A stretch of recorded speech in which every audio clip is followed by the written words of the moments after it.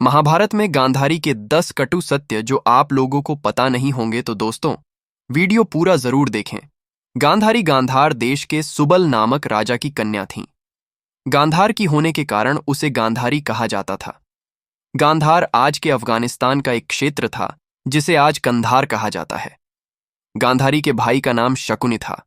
शकुनि दुर्योधन का मामा था। वह यह हस्तिनापुर के महाराज धृतराष्ट्र की पत्नी और दुर्योधन आदि कौरवों की माता थीं। आओ गांधारी के 10 रहस्य जानें। बिन इच्छा विरुद्ध विवाह। कहते हैं कि गांधारी ने धृतराष्ट्र से मजबूरीवश विवाह किया था। इसका कारण भीष्म थे। धंधे महाराज धृतराष्ट्र के लिए भीष्म ने गांधार नरेश की राजकुमारी का बलपूर्वक विवाह धृतराष्ट्र से कराया था। 2 धृतराष्ट्र से पहले बकरे से विवाह। किंवदंती अनुसार ऐसा माना जाता है कि गांधारी का विवाह धृतराष्ट्र से करने से पहले ज्योतिषियों ने सलाह दी कि गांधारी के पहले विवाह पर संकट है, अतः इसका पहला विवाह किसी और से कर दीजिए, फिर धृतराष्ट्र से करें। इसके लिए ज्योतिषियों के कहने पर गांधारी का विवाह एक बकरे से करवाया गया था। बाद में उस बकरे की बलि दे दी गई। कहा जाता है कि गांधारी को किसी प्रकार के प्रकोप से मुक्त करवाने के लिए ही ज्योतिषियों ने यह सुझाव दिया था। इस कारणवश गांधारी प्रतीक रूप में विधवा मान ली गईं और बाद में उनका विवाह धृतराष्ट्र से कर दिया गया। 3 गांधारी ने भी बांधी आंखों पर पट्टी। इस संबंध में 2 कथा है। पहला यह कि गांधारी को पहले से ही पता था कि उनका होने वाला पति अंधा है। दूसरा यह कि विवाह के बाद जब उन्हें पता चला कि मेरे पति अंधा है तो वह सन्न रह गई था और उसने माना कि मेरे साथ धोखा हुआ है। इसीलिए उसने अपनी आंखों पर पट्टी बांध ली। पहली कथा के अनुसार गांधारी ने पतिव्रत धर्म का पालन करते हुए अपनी आंखों पर जीवन भर के लिए पट्टी बांध ली थी। इसी कारण गांधारी का संसार की पतिव्रता और महान नारियों में विशेष स्थान है। 4. जब धृतराष्ट्र को हुई गलतफहमी। गांधारी एक विधवा थीं। यह सच्चाई बहुत समय तक कौरव पक्ष को पता नहीं चली। यह बात जब महाराज धृतराष्ट्र को पता चली तो वे बहुत क्रोधित हो उठे। उन्होंने समझा कि गांधारी का पहले किसी से विवाह हुआ था और वह न मालूम किस कारण मारा गया। धृतराष्ट्र के मन में इसको लेकर दुख उत्पन्न हुआ और उन्होंने इसका दोषी गांधारी के पिता राजा सुबाल को माना। धृतराष्ट्र ने गांधारी के पिता राजा सुबाल को पूरे परिवार सहित कारागार में डाल दिया। कारागार में उन्हें खाने के लिए केवल एक व्यक्ति का भोजन दिया जाता था। केवल एक व्यक्ति के भोजन से भला सभी का पेट कैसे भरता? यह पूरे परिवार को भूखे मार देने की साजिश थी। राजा सुबाल ने यह निर्णय लिया कि वह यह भोजन केवल उनके सबसे छोटे पुत्र को ही दिया जाए ताकि उनके परिवार में से कोई तो जीवित बच सके, और वह था शकुनि। यह भी कहा जाता है कि विवाह के समय गांधारी के साथ उनका भाई शकुनि और आयु में बद्धी उनकी एक सखी हस्तिनापुर आई थीं और दोनों ही यहीं रह गए थे। 5. गांधारी में थी दिव्य शक्ति। गांधारी भगवान शिव की परम भक्त थीं। शिव की तपस्या करके गांधारी ने भगवान शिव से यह वरदान पाया था कि वह जिस किसी को भी अपने नेत्रों की पट्टी खोलकर नग्नावस्था में देखेगी उसका शरीर वज्र का हो जाएगा। युद्ध से पहले ऐसे में गांधारी ने अपनी आंखों की पट्टी खोलकर दुर्योधन के शरीर को वज्र का करना चाहा, लेकिन कृष्ण के बहकावे के कारण दुर्योधन ने अपने गुप्तांग को पत्तों से छिपा लिया था, जिसके चलते उसके गुप्तांग और जांघें वज्र के समान नहीं बन पाए। इसी कारण अपने प्रण के अनुसार ही महाभारत के अंत में भीम ने गदा से दुर्योधन की जांघ पर प्रहार किया और दुर्योधन मारा गया। 6 गांधारी के पुत्र नहीं थे, धृतराष्ट्र के पुत्र। गांधारी के पुत्रों को कौरव पुत्र कहा गया, लेकिन उनमें से एक भी कौरव वंशी नहीं था। धृतराष्ट्र और गांधारी के 99 पुत्र और एक पुत्री थीं, जिन्हें कौरव कहा जाता था। गांधारी ने वेदव्यास से पुत्रवती होने का वरदान प्राप्त कर किया था। इस वरदान के चलते ही गांधारी को 99 पुत्र और एक पुत्री मिली थीं।